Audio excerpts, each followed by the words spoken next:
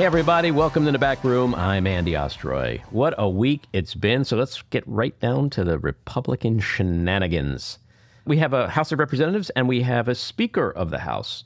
As you know, last week, Kevin McCarthy was elected, but he's going to be governing with a straitjacket because there's actually a shadow speaker or several shadow speakers like Marjorie Taylor Greene, Matt Gaetz, Chip Roy, Lauren Boebert, because of what he gave away. Well, let's first talk about the rules package that passed, 220 to 213 along party lines. Only one Republican defection, that was Tony Gonzalez of Texas.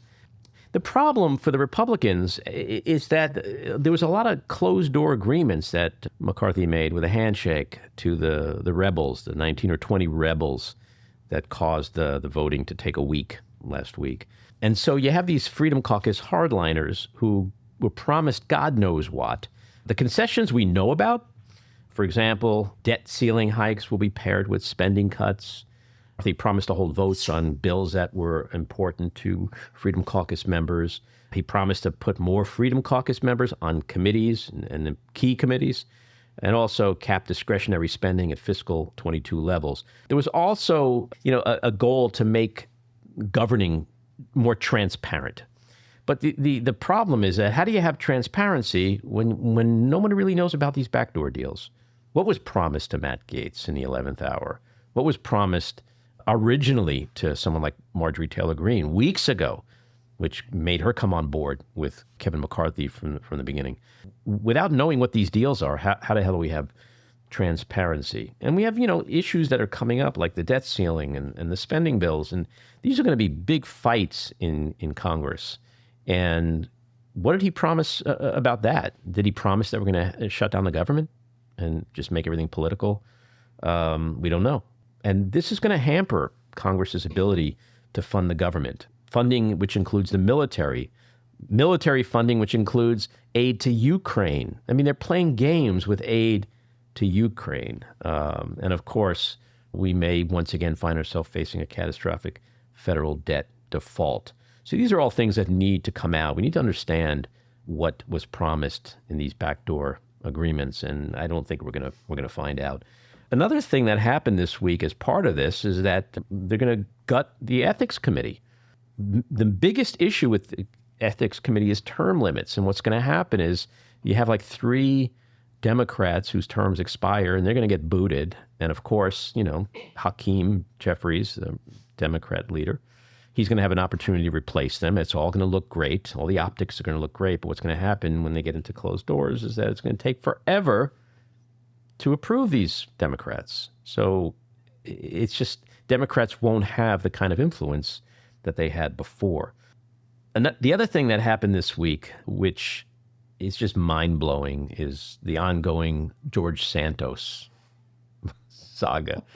And by the way, Santos, when he heard about the ethics committee being gutted, he was like, I think it's fantastic. That's a quote. That's a quote. Now, of course he's going to think it's fantastic because he's the first one they're coming after. And the ethics committee is supposed to be a bipartisan, independent body within the Congress, and it's made up equally of Republicans and Democrats. So there's some games that are going to be played, and whether or not Santos is negatively impacted, as he should be down the road, still remains an issue. So let's play the Santos clip.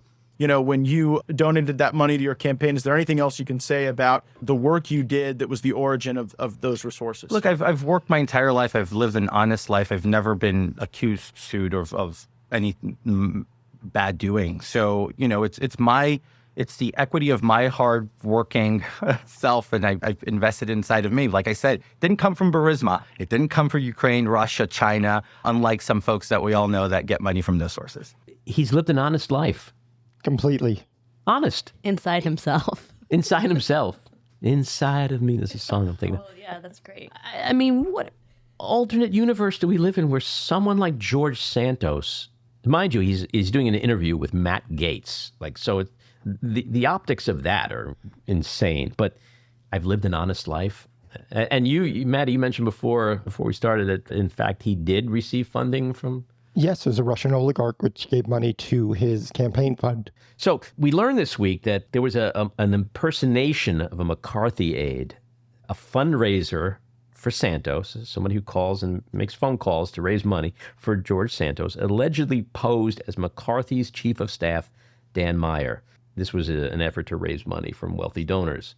He also used a fake email address to send follow-up emails to donors. There's like nothing, he is just so pathologically lying and dishonest in everything he does, which makes his comment, I've lived an honest life, even that much more insane. But there's been absolute silence from the leadership of the Republican Party. Kevin McCarthy has literally said nothing negative about Santos, but in fact has said this. County GOP call on him to resign today. Does that affect your thinking at all? What do you intend to do about Congressman Santos? I try to stick by the Constitution. The voters elected him to serve.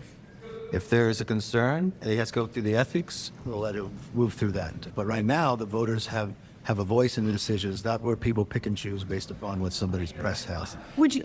So he will continue to serve. Are you going to take any action against him at this point? Are any of these allegations acceptable to you? What are the charges against him? Well, I mean, Is there a charge against him? You know, in America today, you're innocent until proven guilty. So let's unpack what Kev has to say there. First of all, he was elected by people who were lied to. So a fraud was elected. If I run for Congress and I say, hey, I've got 52 medals from the Vietnam War, and they elect me because I'm a war hero, and then I'm a liar because I never went to Vietnam, that's not being elected. That's being deceived. So the 132,000 or whoever, I think it was 132,000 people who voted for George Santos were duped, okay? That's number one. Number two, he's going to go before the ethics committee. Which one? The one you just gutted? Okay. That sounds interesting. Number three, innocent until proven guilty. The man, and I say that, I use that term loosely, Santos admitted to lying. He admitted it. So he's already proven guilty. But yet, crickets out of McCarthy. And why? Because he's got a 4-vote margin in his House, in his caucus. And if he does anything which would result in Santos resigning or being expelled, that brings his margin down to 3, which is a 25% reduction in his margin. And I mean, my God, it's all politics. He's literally just playing politics. But this is such a stain on the GOP that is going to be the 800-pound gorilla in the room for the next 2 years. But he is facing criminal investigation. So putting politics aside, there is something that may impact him in a pretty big way criminally. And just to note that his margin, the only reason Kevin McCarthy is actually Speaker of the House is because of New York's wins. And that includes Mark Molinaro and a whole slew of others in upstate New York.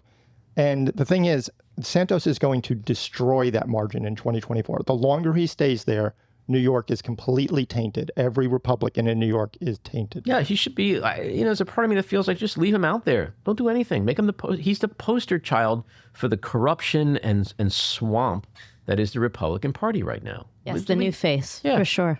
I agree.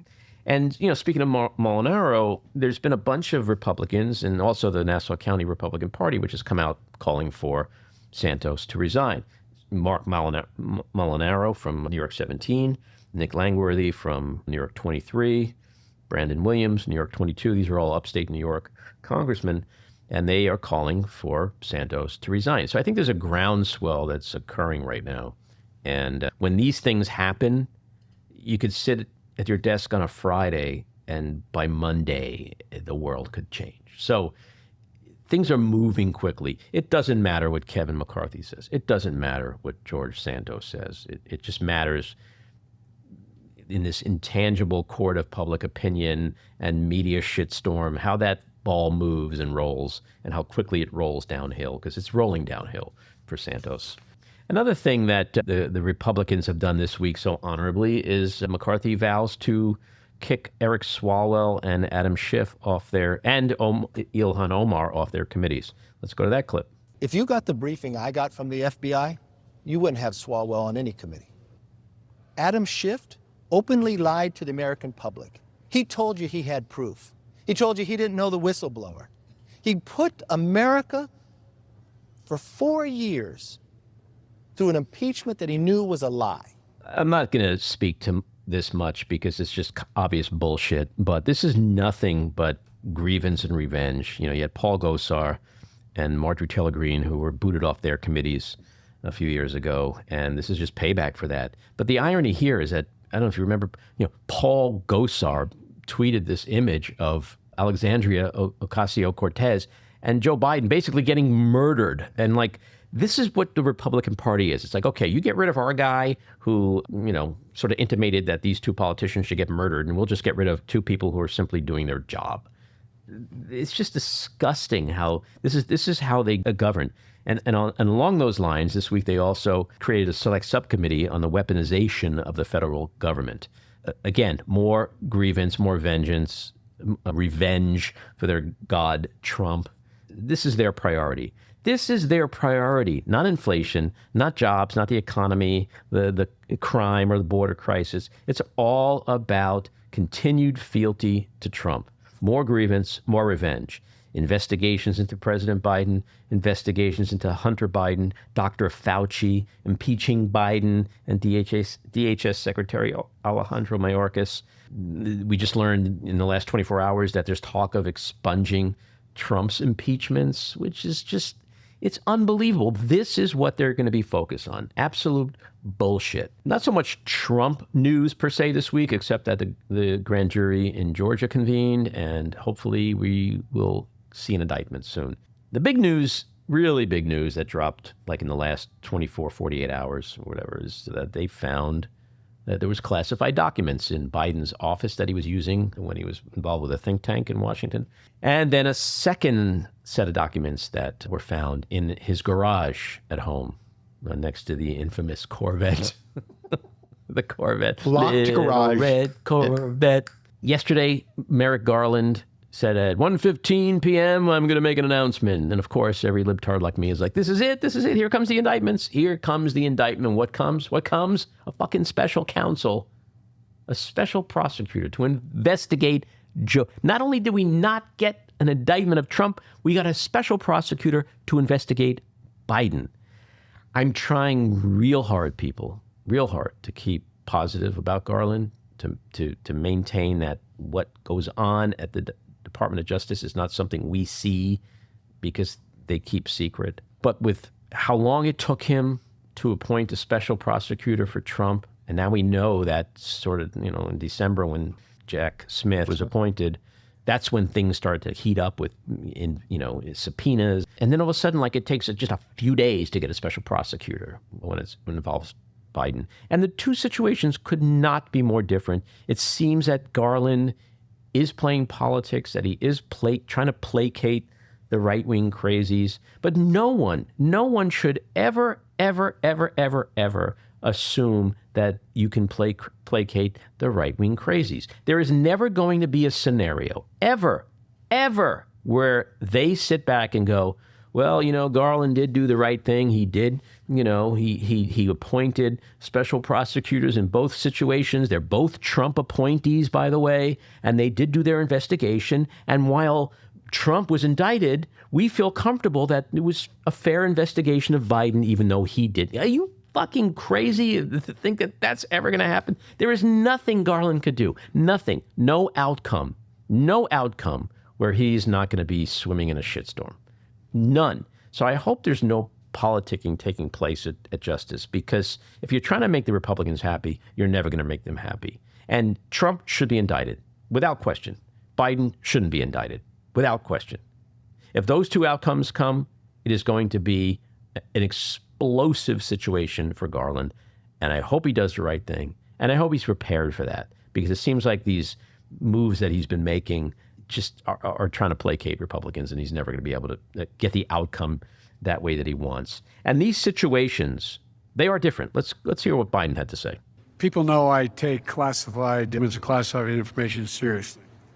When my lawyers were clearing out my office at the University of Pennsylvania, they set up an office for me, secure office in the Capitol. The 4 years after being vice president, I was a professor at Penn. They found some documents in a box in a locked cabinet, or at least a closet. And as soon as they did, they realized there were several classified documents in that box. And they did what they should have done. They immediately called the archives, turned them over to the archives, And I was briefed about this discovery and surprised to learn that there were any government records that were taken there to that office. But I don't know what's in the documents. My lawyers have not suggested I ask what documents they were. I've turned over the boxes. They've turned over the boxes to the archives, and we're cooperating fully with the review, and which I hope will be finished soon, and there will be more detail at that time. So here's the key difference. With Donald Trump, you had, I didn't take them. Yeah, I did take them. No, they were planted. Okay, they weren't planted. I took them, and I took them. Why? Because they're mine. And you know what? I don't have them anymore. Oh, okay, now you come and you find them, so I lied about that. Oh, do I have any more? No, I don't have any more. Oh, you actually found more. Oh, and they're still mine, and I'm not giving them back, and it's going to take over a year for you to get them, and I'm not going to cooperate, blah, blah, blah, blah, blah. That's Trump. Biden? Holy shit, I didn't know we had him. Come, let's take everything you got. Let's cooperate and let's get to the bottom of this and you investigate and whatever. Those are two very different situations. When you're talking about intent or action versus cooperation, the public statements that are made, check out what Trump publicly said versus what you just heard Biden say. These are two completely, utterly different situations. And guess who agrees with that? Karl Rove. But there are differences. For example, how many documents? In Biden's case, there appear to be about 10. In the case of President Trump, hundreds. How did they get there? We don't yet know how the documents got to the Biden office connected with his activities on behalf of the University of Pennsylvania. We know that President Trump ordered the removal of the documents to Mar-a-Lago. How responsive were they when the Biden people found out about it? They immediately called the appropriate authorities and turned them over. We spent a year and a half watching the drama unfold in Mar-a-Lago, and it had to end in a police search to recover the documents. Look, when you've got Karl Rove saying it's bullshit, okay, then you know we're onto something. Look, the truth is, this was a likely mistake. These documents were inadvertently taken, probably by a very low-level assistant when Biden was vice president and his office was being packed up. Yeah. Are there questions? Sure. Why did he take them? What's in them? Why did he wait 2.5 months to reveal that he had them? Why didn't he say earlier this week that there was a second case when he knew there was? But that still doesn't create a false equivalency, justify a false equivalency. These are not the same. And look, I want to end this segment before we bring on our guest, Matthew Dowd, with a little bit of a rant. And it's directed at, are we up to like maybe 6 Republican listeners on this podcast? I thought it was only 5. Okay. All right. So the 5 of you out there, look, you get what you deserve, okay? You get what you deserve. These people asked you to put them in control of at least one house of Congress. You did that for them. And now you see what they're doing. You see exactly what they're doing. Okay, let's compare and contrast the two parties real quick. With Democrats, they want to provide you with cheaper food, less expensive gas, cleaner air to breathe, cleaner water to drink, a planet that isn't burning, better public education, universal health care, protecting Social Security and Medicare. The list can go on and on and on. These are all things they would love to legislate to benefit you and your children and your families. What is your party about? It's all culture war crap. Abortion, gay marriage, trans athletes, the war on Christmas, critical race theory. They're coming for your guns and your gas stoves. That's the new one this week, your gas stoves. This is all designed to distract you. And what are they distracting you from? All the shit you should be getting that I just mentioned that Democrats want to give you. Okay? Think about it. What has the Republican Party given you in terms of economic aid or anything that makes your life better? Nothing. And the reason for that is because they know that when you finally wake up and say to yourself, I need a better job and a higher wage. Wait, what? There are cat litter boxes in bathrooms? No way. You have my vote. That's exactly what happens every single election. Like clockwork. When you start to get pissed off, they throw some culture war bullshit at you, and you lap it up like a stray cat with a bowl of milk. And I know for the cat people in the room here, milk is bad for cats. I just learned that this week. So until you stop doing that, you're going to get nothing because they are manipulating you. They are using and abusing you. Wise up, people. Let's get to our guest, Matthew Dowd. He is a political commentator and strategist, New York Times bestselling author, and media analyst. He was chief strategist for President George Bush and California Governor Arnold Schwarzenegger. He made his own run for office back in 2021 with a bid to be Texas lieutenant governor, and as a Democrat. He recently joined MSNBC, and prior to that was chief political analyst for ABC News for over a decade. His latest book is Revelations on the River, Being a Prophet for Your Own Path. As a philanthropist, Dowd has invested in and has served on the boards of the Catholic nonprofit Seton Family of Hospitals, Texas Habitat for Humanity, and Texas Impact, an interfaith group working on behalf of justice. Matthew, welcome into the back room. Thanks. Great to be here. Thanks for having me, Andy. So before we get into the other stuff, which is certainly a little heavier and more topical, we in the back room love to get a window into someone's soul. So usually that requires two questions, one at the beginning, one at the end. First one is, are you a dog or a cat person? I would say I'm a dog person. Do you have a... I don't have a dog right now, but I'm a dog person. So you're like dog person adjacent. Yeah. I don't have a dog, but when I'm around dogs, I love it. No cats. Nope. I've been around cats. I don't have a problem with cats, but I guess I would, if I lean one way or the other, a dog I think is more akin to where I am. It's going to be the quote of this interview will probably be, I don't have a problem with cats.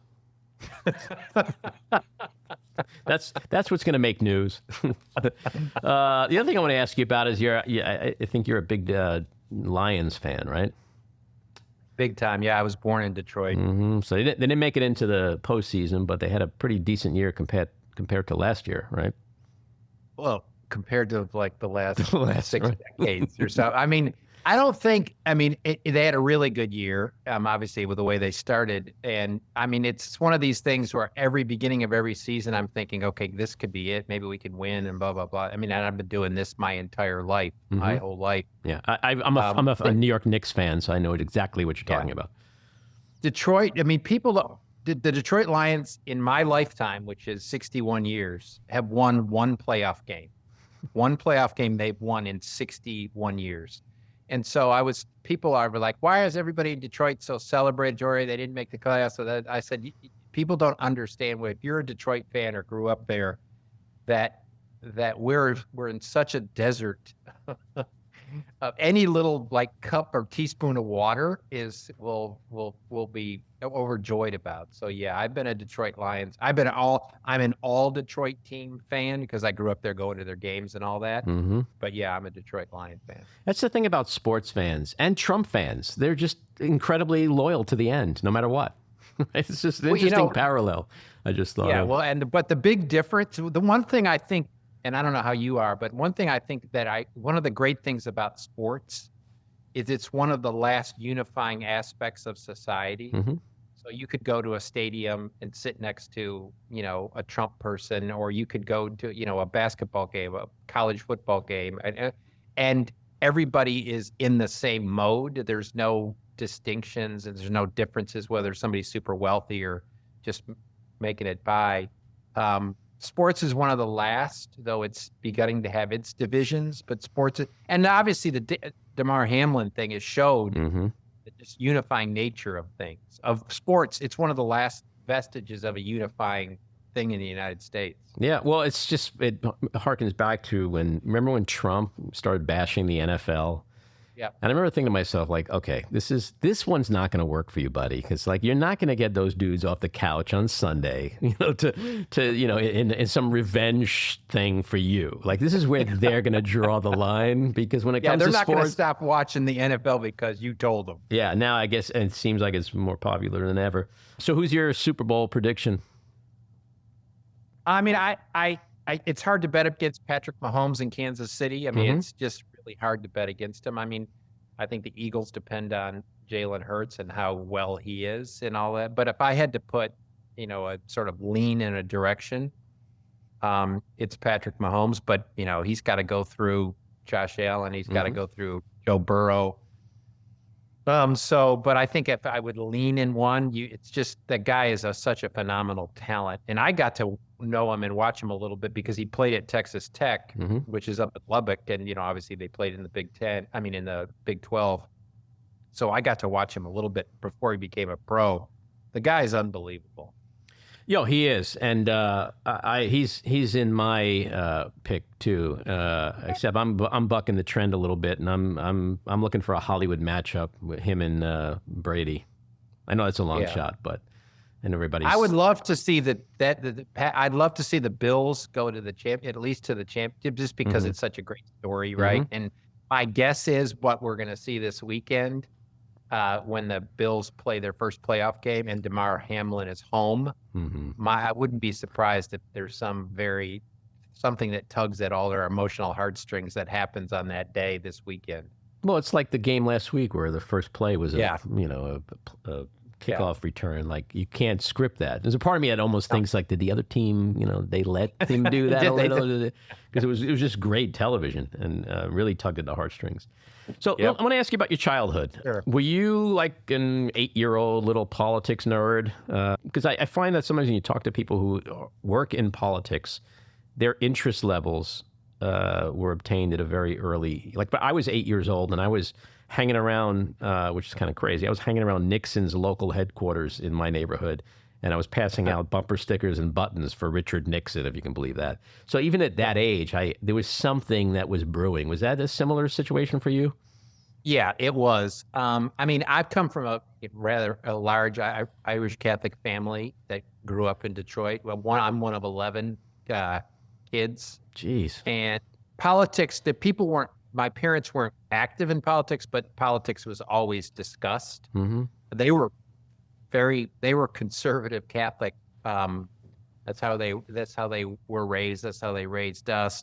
Many of us bucked it, obviously, out of 11. Many of us bucked it along the way. But I remember my interest went to a whole new level during Watergate. And I remember just we'd vacation up on one of the Great Lakes in the summers of the Watergate hearing. I think I was 11 or 12.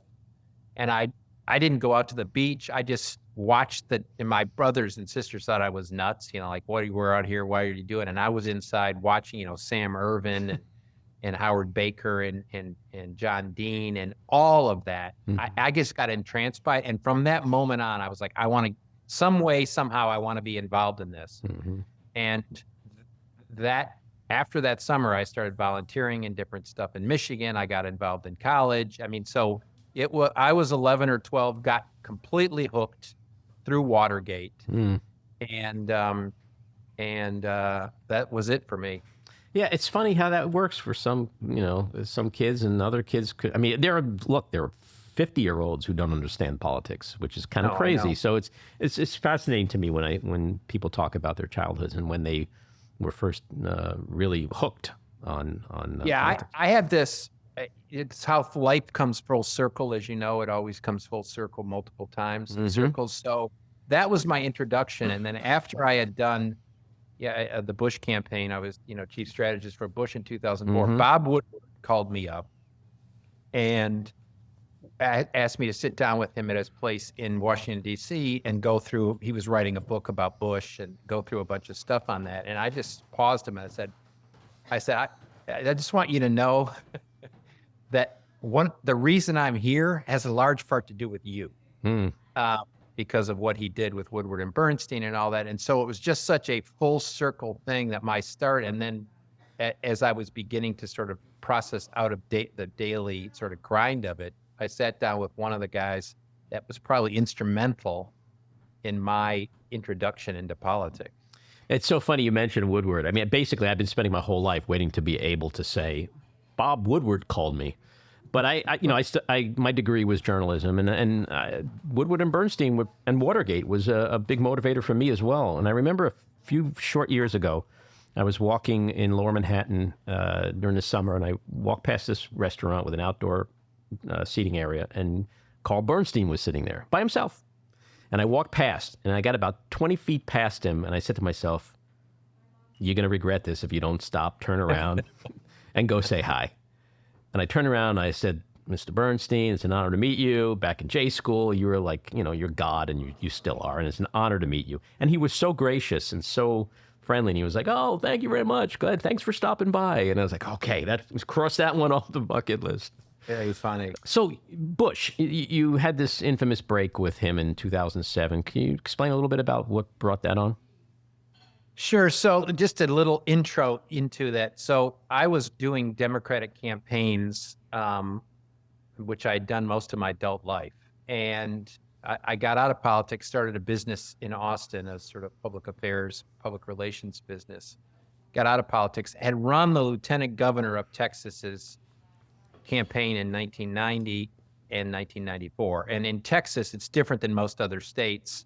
The lieutenant governor is elected separately from the governor. Mm-hmm. And you can have a Democrat lieutenant governor, Republican governor, or vice versa in that. And it was this old style politician, kind of cut out of the LBJ cloth, a guy named Bob Bullock. And I ran his campaign in 90 and in 94, and actually had helped Dan Richards in 90. And in 94, I left my company again and went and ran the campaign. And I got to know Bush in that process, in the process of that. And then in the aftermath, when Bullock was lieutenant governor as a Democrat and Bush was the governor. And I started, Bush was actually really good here in Texas of like, how do I cross the aisle? Because he had to deal with a Democratic Speaker of the House at the time. It's hard for people to believe that we had a Democratic Speaker of the House and a Democratic Lieutenant Governor. And the Lieutenant Governor in Texas basically runs the state Senate. So it's not like a ceremonial position. He's probably the most powerful elected official in Texas is Lieutenant Governor of Texas because he's elected statewide and he gets to run half of the legislative branch. And I got to know him then, liked him, liked what he was doing in crossing the aisle and all of that. Had no interest really at that point to get back in politics. I was sort of getting out of it in that way. And then he and Karl Rove approached me because they knew through Bullock that I liked Bush, approached me about doing the campaign. And I was one of the former Democrats. There was a few of us that sort of worked on the Bush campaign. And my whole desire in that was like, if we could do in Washington what was done in Texas, where you could work with Democrats and get stuff done. That was sort of my desire. And that was really what Bush's push was in the early days and sitting down with us and all of that. So fast forward 2004, I was the chief strategist. I began in 2004 to have misgivings about it all. The reality was when Cheney was first picked in 2000, I was like, because I was opposed to the Cheney pick internally, right? I thought it was a bad move. I didn't think it was the right direction. I actually wanted Senator Danforth, former Senator Danforth of Missouri, who I thought would have been a great vice president, former minister, Episcopal minister, really good guy, moderate Republican, but he chose Cheney. And that was like, well, this doesn't seem like it's going in the direction I thought, but it'll be fine. And it's these constant things of we bargain with ourselves when you like get immersed in it, then you bargain with yourself, which I did throughout 2004. I had a lot of misgivings about Iraq. I had my oldest son enlisted. He went to boot camp a week before Election Day in 2004, which was really hard. I mean, he obviously was going there and he was going to do 2 tours of duty in Iraq. But I was sitting there, I remember on election night on 2004 thinking, I'm about to get reelected the guy that's going to send my son into war, right? And then I was beginning to say this maybe is not right. And so I didn't go to the inauguration and the aftermath because I was just like, I don't want any part of it. I just don't want any more of this. And then Bush did a series of things quickly in the aftermath. He renominated John Bolton, who the Senate had sort of said, we don't want him, and they renominated him. And I was like, this isn't like bipartisanship. Why are we putting this John Bolton character, who I never liked, in this position? And then he pushed for, privatizing Social Security in the beginning of 2005. This may be too much detail for you, but in 2005, And I had been pushing, like, why don't we go into immigration reform? That was like, that's what we do. We have a chance. We have an opportunity. We need to get it done. And the White House chose to go towards privatizing Social Security. At that point, I was like, done. I was like, I don't want any more to do with this. I'm going to step back. I don't really want active involvement in this. And were you a Republican at that point? Because I know you've sort of... I was still a Republican at that point.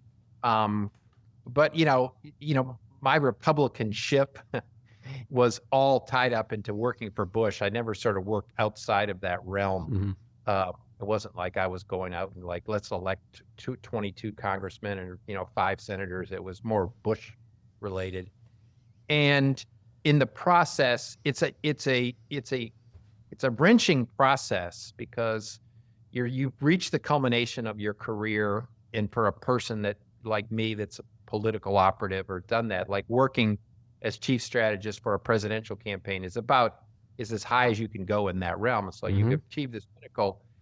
And then, everybody's, wants to be your friend and all of that. And it was a slow process of coming to terms with, I needed to jettison this completely. And in that process, I realized sort of my approach to life karmically was that I couldn't just go quietly. Like many of the former Bush guys just went quietly. They were like, okay, this isn't turning out. I'm just going to go quietly. I felt that in order to equalize the karma in the world, I was such a public advocate of Bush, I had to speak out publicly. And so I came to that conclusion, and I started to do it in a slow way. And it was related over 2 big things. The fact that we didn't live up to what we said we were going to do, which is bipartisanship and bring the country together and unify the country and bring everybody together and get past polarization. We didn't do that, and the Iraq War. And so I started that process with like a local Texas Monthly is a local magazine. I did a thing where I said like it didn't meet my expectations and all of that. I had a thing in California at Berkeley because I did Schwarzenegger's race in 2006, which was another sort of break in it because Schwarzenegger wasn't your typical Republican and diehard Republicans didn't really like him. I did his race, and then in the aftermath of this race, there was a session at Berkeley where we were talking about the Schwarzenegger campaign and how we won and blah, blah, blah, with Steve Schmidt. I was doing it with Steve Schmidt, interestingly, who I worked with Bush in 2004 and in Schwarzenegger in 2006. And somebody got up and asked a question, a very anti-Bush person got up and asked a question, basically was saying, pretty close to what he asked was, how do you live with yourself having, sent people to war and die for oil? That's what he basically said. And the moderator was like, no, that's not what this is about. And I was like, no, I want to take care of this. So I went off into this thing so I was like, what you may not know is that my oldest son did 2 tours in that. What you might not know is I've struggled with this. And many of us, I said, maybe you're, wiser than me at 22 years old. But when you fulfill a dream and that dream doesn't turn out to be the way you thought it was, how you break with that or how you come to terms with that is a process. And then that happened, that got reported on. And then Jim Rutenberg from the New York Times, who I knew he was a friend of mine, called me up and say, I have seen these couple of things. Would you want to sit down and chat about it? And so I was like, sure. So he flew down to Austin. We went and met at a Mexican restaurant, like 150 feet from where the Bush campaign was headquartered in that. And I didn't think like I'm gonna have to buck up my courage and do all this. I was like, sure. So I went in this long thing and then I was like, sure, I'll tell you the story. And this is where I think it went off. And this is what's the problem, blah, blah, blah. And he said, okay. And I knew he was going to have to call the White House and all of that. And he called me up on the Saturday, and this is 2007. He called Jim McCarthy and said, just want you to know, in case you want to turn off your phone, the story is going to break tomorrow morning. It'll break Sunday. And I was like, okay, whatever. And he goes, it's on the front page of the New York Times. No. And he goes, and he said the front page of the Sunday New York Times. And he goes, above the fold. And I was like, why is this on the front page of New York Times? Who cares? I mean, I'm just like, whatever. And he goes, well, it's a big story because you're the first one to publicly do this. So that then, precipitated a lot of other stuff. And I was very honest and that I basically said it's the war and not meeting our what we campaigned on, which was bringing the country together. So long story. No, good story. And my sense of Bush is that he's a pretty vindictive guy. So in terms of your relationship with him today, I would say that my guess would be that it's not a good one. I haven't talked to him. There's people I've talked to him. I wouldn't. I don't know if he's vindictive. I mean, I got to know him. There's many people around him that are very vindictive. Not the least of which was Karl Rove. I mean, in the aftermath of that, I had it's funny how people accuse me of like doing things like, oh, he only did this because it was going to benefit him. I mean, I lost more than half the clients of our company in the aftermath of this because I broke with Bush publicly and all that. And I didn't even think about it in the aftermath of that. But Bush what I heard was Bush was more hurt by it. This is what I heard from people close to him than he was really angry about it. But I tell you, one of the surreal moments was I was flying back from Washington. I think it was the Monday after or the Tuesday after, and Bush is holding a press conference, a press briefing. And I'm watching it in the national airport, and Bush is asked about me. And at that point, I would imagine that's something you never really want to be, is the subject of a presidential press conference. That can't be good either way. No, especially when, I mean, loyalty to me is a very important thing. I was raised in it, especially loyalty in family and loyalty in that. And so it's a very important thing to me.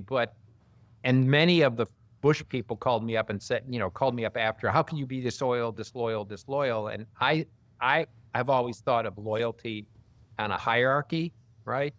And yes, loyalty is an important value, but loyalty is a hierarchy. Yes, you should be loyal to a person, but if the person is running counter to what you believe is truth and your truth, you have to be loyal to something higher than the person or the party. Right. But isn't that the problem with the Republican Party today? That is precisely the problem with the Republican Party. All the things we've been talking about, the things you've talked about, don't exist. There's no higher authority. There's no greater value system. It's all about self and greed and fealty and all these things that we see. And I think that's why we're in such a toxic place right now, no? Oh, no, it's completely agree. Every time the whole Trump years, and I mean, it obviously started before then. I tell people that this wasn't caused by Trump. This was revealed more by Trump than caused. Though he exacerbated it. I mean, you could see it coming for a long time, which is this idea that personal power or political power, not to serve a greater good, right? Not to serve the common good, but to serve some particular either personal ends or some particular ends of a small group in society. That's all they care about. And everything that's unfolded in the last 2 weeks in the House of Representatives is a perfect clarification of that. So let's talk about that, because this has been a busy week and a half, 2 weeks. The House just seems like it's in a state of chaos. McCarthy is a straitjacketed speaker. We likely have shadow speakers in Marjorie Taylor Greene and Matt Gaetz and Boebert and Chip Roy and all those rebels. How can this end up in a good place for the Republican Party on any conceivable level? How is this not a gift to the Democratic Party? Well, I think in the short term, I think they feel like they can enhance their own in the same way we just described about it. If their goal isn't to accomplish public policy, but their goal is performance and achieving some level of personal political power in this, then obviously it's successful for them in that way, right? But I mean, with the exception of a 4-vote margin win in the House, that has not worked for them in the last 4 years or so of pretty much every election that we've had. It doesn't seem like that's a winning strategy, that performative strategy. Well, no, not if you want the majority of Americans behind you, right? So but I think they've given up on the idea that they want the majority of Americans behind them, and I think they're using every broken means of our democracy, and I believe that our democracy is broken to a degree because we no longer have representative government. We don't have a government that represents the majority of the people. Mm-hmm. And so in the short term, because of the way gerrymandering and the way people live and move in states and the way our Senate is elected and the way the Electoral College is, they can benefit from that in the short term. So I think they can win the Senate back in 2024. My odds are I think they win the Senate back because of the seats that are up and all of the situation. I think the likelihood of what happens 2024 is the Democrats take back the House and the Republicans take the Senate. And then you have an Electoral College situation where you could easily have, if it's not Trump, and I don't think Trump can win, but if it's not Trump and it's somebody like Trump light, like DeSantis or whatever, Ron DeSantis can win the Electoral College because of the way the patterns are in our country, even though he'll likely lose the popular vote by 5, 6, 7 million votes. Well, yeah, as do most Republicans who run for president. I mean, they haven't, for the most part, haven't won the popular vote. So in the short term, they can take advantage of the divisions and the way the structure of our democracy that is, in my view, unrepresentative today to achieve some political success. But they don't have the majority of the country. And at some point that domino falls and they're no longer capable of winning elections. But, look at the United States Senate and how states, Mississippi, Alabama, and Idaho have as many senators as California, Texas, and New York. Right. Yeah. No, it's not a fair system, and it needs to be abolished. But that's we're not going to solve that issue here today. But so you look at the moves that they've made, whether it's getting rid of the gutting the ethics committee, or talk of stripping Swalwell and Schiff of their committee assignments, to expunging the Trump impeachments. Like, what happened to inflation and crime and jobs and all the important? I'm not even talking about like Hunter Biden's laptop yet. Like, that's like phase 2 of the governing. Like, it just seems like it is going to be, they're going to be tripping over themselves with bullshit the next 2 years. Vindictive, grievance-based bullshit. Yeah, I thought, I don't know if you remember this, but right before Election Day and after Election Day, I thought the best thing that could happen for Democrats, and I thought the likely thing that was going to happen for Democrats, is they'd keep the Senate, lose the House, but not by a lot. And I thought that Republicans would demonstrate their complete craziness and dysfunction and all of that for America to see in a contrasting way. Here's how the House is run, and here's how the Senate is run, and here's what Democrats do when they hold office, and here's what Republicans do and hold office. I had no idea it was going to start before they actually were sworn in, right? I mean, I had no idea this craziness would And to your point, that was exemplified by, while this craziness is going down in the House, you've got Biden and McConnell standing beside each other in Kentucky talking about the bipartisan infrastructure bill that's benefiting Kentuckians. Complete contrast. And then you look at all these Democratic elected officials in states who are just trying to get the job done, whether it's governor, secretary of state, attorney general, or whatever. And so, but I don't think there's probably some members who are devoted to policy and want things to happen, and I'm sure there are Republican members that are, but the vast majority of them are only interested in how they can perform in a way that generates social media stuff or contributions or whatever the thing happens to be. And I'd like to tell people there's no difference right now.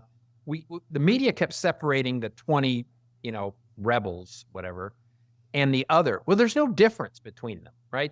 They're the same. They just happen to be holding out because they didn't like McCarthy personally. It wasn't because they didn't like the direction where they were going to go. It's they just didn't like McCarthy because, as I tell people, Marjorie Taylor Greene and George Santos and Jim Jordan were all McCarthy people. They were all part of, quote unquote, the sane group. And so that's all they care about in the course of this, because they have no real interest. Their whole goal is, in the short term, to keep performing in a way that drives the cultural divide in a way that they think they will benefit. And so to the manifest destiny of McCarthy, like, what do you think's going to last longer, the head of lettuce or Kevin McCarthy? Well, he's definitely, I don't think he's speaker come January 2025 for sure. Mm-hmm. For sure. I won't. I mean, it's hard to predict things in such a disruptive time. I don't know if he can last for the next 2 years till then in the force of this, but I think that's somewhat contingent on. Well, I had some hope that these, there's 8 or 10 sort of moderate Republicans in the House who hold Biden districts, especially those ones in New York and those ones in California, which is more than half of, it's like 10 or 12 are Biden districts in New York, New Jersey, and California. I thought they would come to the conclusion, which I still don't understand, is they have more power than anyone else because they could sit there and say, we're going to do this as a group. We're going to go over the Democrats and we're going to cut deals. And that's how it's going. But every single vote since McCarthy has been speaker, every single vote, whether it's on the abortion stuff, the rules, the crazy stuff about saying they're going to fire, the 87,000 IRS agents, all of those supposed moderates who are in Biden districts have all voted completely in line with Kevin McCarthy. So that I think, maybe he has a better handle on his crazy caucus than we think. That the Marjorie Taylor Greens may not be far different from who we thought was a moderate in New York or California. And what about they Santos? Just are quieter. Where do you think the Santos saga goes? I think he ends up resigning because I think I think he ends up resigning mainly from some local political pressure. But McCarthy's answer to that the other day was so ludicrous when he said, well, the voters put him in office and blah, blah, blah. And I was like, no, the voters didn't put him in office. They put somebody else in office. It was a fiction. Yeah, they put the Baruch grad and the Holocaust family survivor guy in, not Santos. That's who they voted for a hologram of George Santos.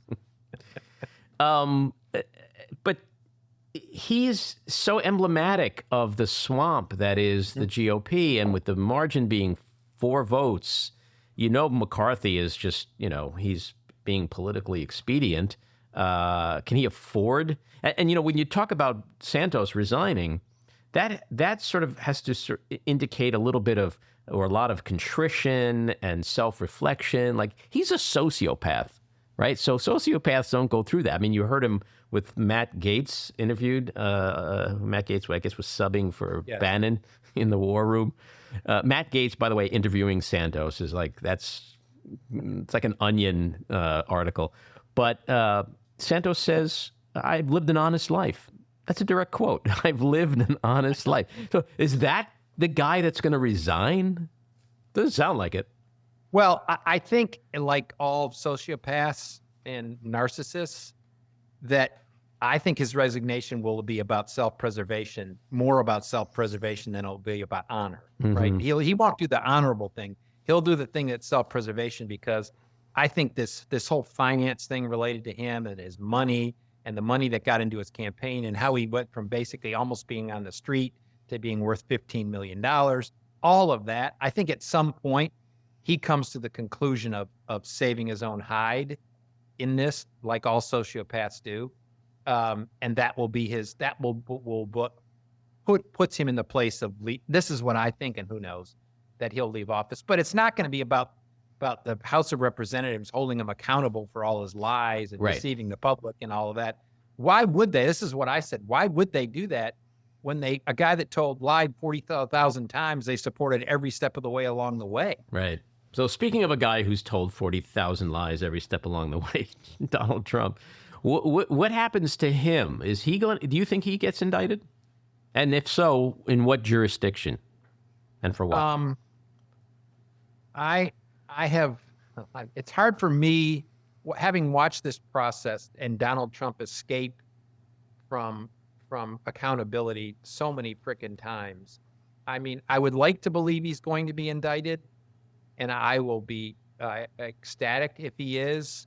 I still don't know if that will happen, because the history of this is that he won't be held accountable, unfortunately. And I think it's another aspect of our brokenness in our society, where justice doesn't seem to always occur for wealthy or prominent people in our society.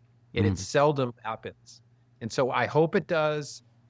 I wish it would. I think if politics wasn't being, the funny thing is the Republicans think this is all about politics, but I actually think if politics wasn't considered, he'd have long been indicted.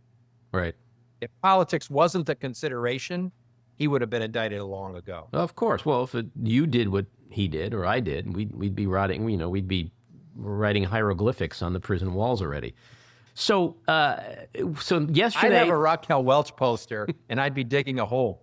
You just aged us both. So that's from Shawshank. Yeah.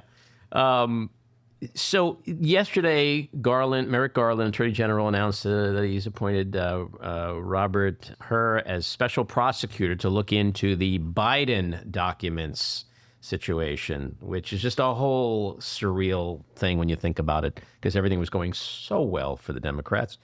But tied back into Trump, like in the last 24 hours, is like a million pundits on either side who are saying this either makes it more likely Trump gets indicted or less likely that it's going to negatively impact because Garland just shot himself in the foot. What do you think? I mean, I don't know. I mean, that's such a like a black ball. Take a black ball and look at it and see what the deal is. I actually think it will end up being a good thing for the Democrats. This is what I believe. I mean, do I believe that this in itself, in a legal way, should have been a special counsel? No, I don't think so, because I don't think it met the ramifications. But we're way past the time where you have to consider just those things. But I think it will show. This is what my expectation. It will show when this is finally unfolds. It will show that Biden's thing, while irresponsible or whomever was involved in it, was an inadvertent error and a mistake in this, and Trump's was a concerted effort to undermine the law and the system and all of that. And so that contrast I think will be beneficial. Whether or not, I don't think Biden, I think maybe there's some staffer that is they have to deal with something or whatever because they weren't as responsible as they should. I don't think Joe Biden had anything to do with it. And having watched transitions in Bush time, I mean, there's millions of pieces of paper. And my guess is if you went back and looked for the last 40 years at vice presidents, presidents, and chief of staffs, every single one of them inadvertently took papers out of the White House that they shouldn't have. It's just boxes of crap and stuff everywhere. Right. And you're just trying to get out as quick as you can and all of that stuff. Whether that's Democrat, Republican, they've all done it. We just never heard about it. But I think that's what will end up with Biden. So I think the contrast is good. It's just a short-term political problem for the White House because, as you know, what most people, and especially most low information folks and independents and all that, they look at the headline in classified documents, Biden, Trump, special counsel. And that's kind of all they focus on. Right. Yeah. Well, and, I think you're right. And I think in the end, intent and obstruction and public statements and all that is going to be the thing that contrasts the two. You're right. If we go back decades and decades, it probably existed with everybody else. But, the difference with Trump is that he's the only one that actually said, they're mine. Like after he was told. I'm saying the inadvertent thing happened over and over. Donald Trump is a whole new degree of stuff. Right. And so what Garland is doing, I think he's in a really thick bind. He's in a no-win situation. He's going to be damned if I do, damned if I don't. There's never going to be a scenario that's acceptable to the Republicans, to the extremist wing of the Republican Party. Especially if Trump gets indicted and Biden doesn't. So I just don't know. I don't know what in the end, if Garland is trying his damnedest, which he is, to look impartial, to be fair, to create a balance and equity. Who's he pitching that to? You know what I mean? Like those people don't care about that. Here's my fault. Here's where I find fault with Merrick Garland, who I think is an impressive person and from all intents and purposes is a person of great integrity, is Merrick Garland, and this was my fault of Joe Biden early on, Merrick Garland and Joe Biden were acting as if they could go back to the Washington, D.C. that they had in their childhood or whatever, their adulthood, that still existed. It doesn't. Right. That's gone. The Republican Party, as they knew it, of people that might be conservative but were rational and reasonable and had integrity, is gone. And Joe Biden finally, it took him a while. He finally came, he finally went through the stages of grief, right? Where he was in denial and then he was angry and then he finally got acceptance. This is who they are, right? And now he's dealt with them that way. He got there. I think Merrick Garland still thinks as if I can do the right thing and create the perception so that it will be acceptable to all players in this. And that's a fiction. That doesn't exist. And in my view, he would be much better off in saying the perception be damned, the criticism be damned. I don't do this. I'm going to do what's right. I'm going to do what's according to law and justice and the truth. And this is going to do it. I don't care who says what or what they say. And I'm not going to worry about, quote unquote, creating perceptions or showing that I'm bipartisan because it doesn't matter. Right. It doesn't matter. Yeah. No, there's no one that's going to be like, hey, he did what was right. It's like, it's not going to happen that way. All right, so my last question is the second question of the window into the soul. Music, big window into the soul. Give me your top 5 artists of all time. Johnny Cash, Merle Haggard. You're going to see a theme here. Wait, you're from Texas, right? No, I'm from Detroit originally. There you go. So you got is Eminem in there? I wouldn't call it. I like Eminem, but he's not my top 5 at all. Bob Seger, I'll give you Bob Seger's in my top 5, and he's a Motown, he's a Motor City guy. Let's see who else. If I could go, Frank Sinatra. I'm probably like not the Frank Sinatra is up there. I have to say, I've always had a huge Elvis Presley is a one. He was such a groundbreaker of music and in both taking music from one race and adopting it to another and adopting it in that way. So Elvis would be up there. So I'm trying to think if there's yeah, that would be it. Okay. And we'd be remiss if we didn't call attention to the fact that Lisa Marie Presley tragically suddenly died yesterday. I think she was 52 or 54. Awful, sad news, especially after watching her at the Golden Globes when Austin Butler, who I'm fascinated by his morphing into Elvis as a person. Yes. It's kind of crazy. When he smiles, the cheek, it's like, whoa, that's Elvis right there. I was watching an interview with him. This was before that, and I noticed it. I think it was not with Jimmy Fallon. And I was like, where did this Southern accent come from? And he was just talking regularly. He wasn't like, and I saw he gave an explanation for it, which was, I was immersed in this for 3 years and all of this, and it became part of my DNA and all of that. But he did a phenomenal job in that movie.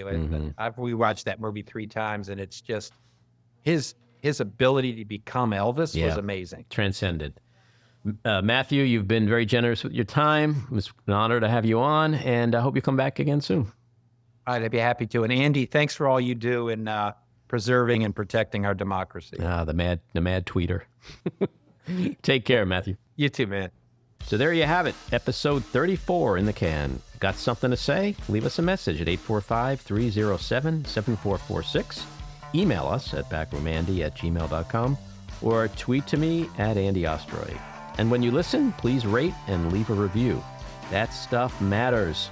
I want to thank my co-producer, engineer, and editor, Maddie Rosenberg, associate producer, Jen Hamoud, Cricket Langell for our artwork, Andy Hollander for our kick-ass music, Patricia Wind and the Epicurean for the Backroom Studio, and a big thank you again to our guest, Matthew Dowd. So keep your eyes on Washington, Hollywood, and your own backyards, and we hope you'll join us again next time. Have a great week.